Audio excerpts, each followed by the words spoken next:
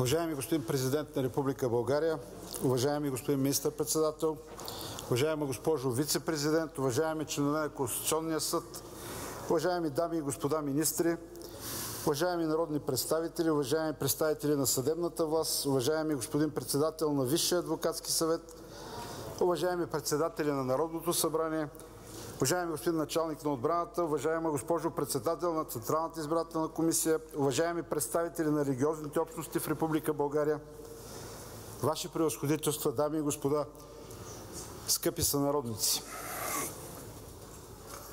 Влизаме в мандата на 50-то Народно събрание с един голям дълг. Дълг, трупан от всички нас, които сме в политиката в последните години. Той е към обществото и към държавата ни. Политиката се превърна в източник на кризи и конфликти, а тя изконно е средство за реализиране на идеи за развитието на обществото и държавата. Политиката се изолира от народа. Направихме територия запазена за избрани. Превърна се в проект. Оставихме безучастни извън обществения договор милиони българи, които не гласуват. От 6 милиона и половина български граждани в избирателните списъци правото си на глас упражниха по-малко от 1/3. И ако след тези няколко месеца отидем на нови избори, тази тенденция няма да се промени. И с тази реалност трябва да е наясно всеки, който днес тук заема депутатската си банка. И тя трябва да е мотива за обръщането на мисленето в действията ни.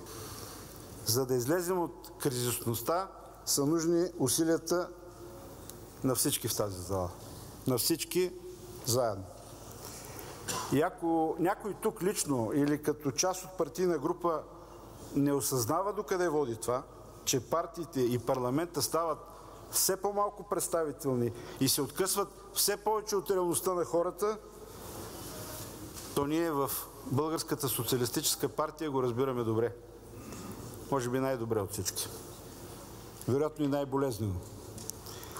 И затова и тръгнахме по пътя на нашата вътрешна промяна.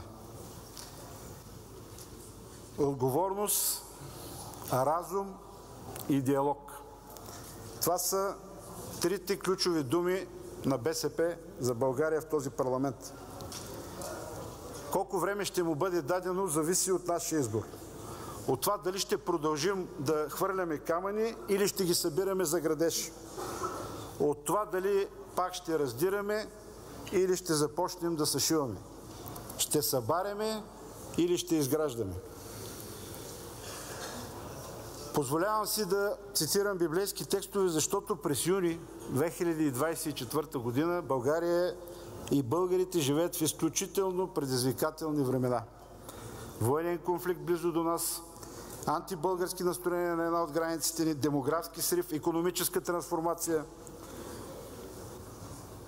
за която говорим, зелени стандарти, за които не сме готови, стандарти, които не можем да изпълним, нови енергийни източници, постпандемични, здравни предизвикателства, изкуствен интелект. Ние живеем в нова реалност. И е страшно, че политическият авангард на нацията ни тук в тази зала като че ли не осъзнава това. И продължава по-старому.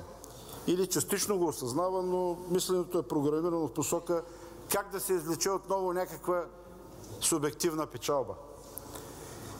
И на тази нова реалност ние не можем да отговорим със стария формат, по който само разпределяхме помощи отвън, милиарди европейски средства, големи инфраструктурни проекти, повече чужди инвестиции. Всъщност държавата ни днес дори няма работна ръка за тези големи проекти. И затова в тази ситуация БСП за България няма да е тази, която ще хвърля камъни или ще чертая разделителни линии. Нов цикъл от избори само ще задълбочи кризата и ще отложи важните решения. Но БСП няма да е и партията, която ще се превърне в участник в поредния проект за управление чрез партийно парцелиране на изпълнителната власт и без заявка за нов начин на управление. Не само защото имаме такива решения на нашите партийни органи, не само защото няма как партията с най-дълга парламентарна история да измени на своите традиции и на своя корен. Но има две основни причини да откажем подкрепа на ГЕРБ.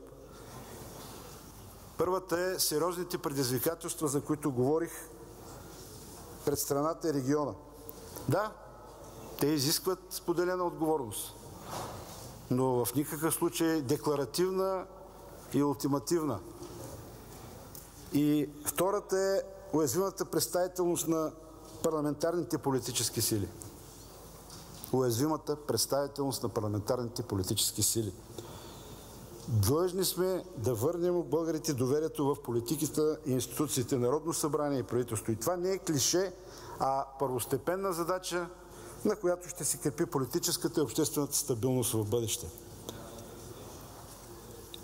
Да, БСП смята, че на страната е нужно експертно и обединено около национални приоритети правителство. Прозорливо, пробългарско правителство, което освен навън, прозвучаха и такива тези, да гледа и навътре, към българския потенциал, човешки, стопански, научен, правителство с разумна сила, което да даде стабилно поведение в международен план. Правителство, носител на експертиза, което да позиционира добре страната в икономическите, екологичните и технологични трансформации, за които говорих. Правителство с достатъчен хоризонт, за да се стабилизират обществените отношения. В този смисъл БСП за България ще бъде, както и досега, изключително диалогична в работата на Народното събрание.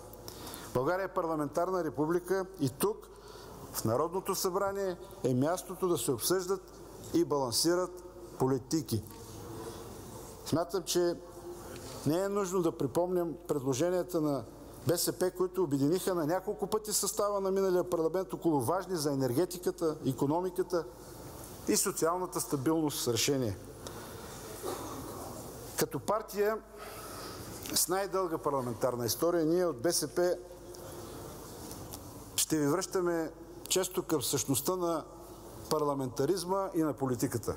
А те, уважаеми колеги, не са нито проект, нито бизнес начинание.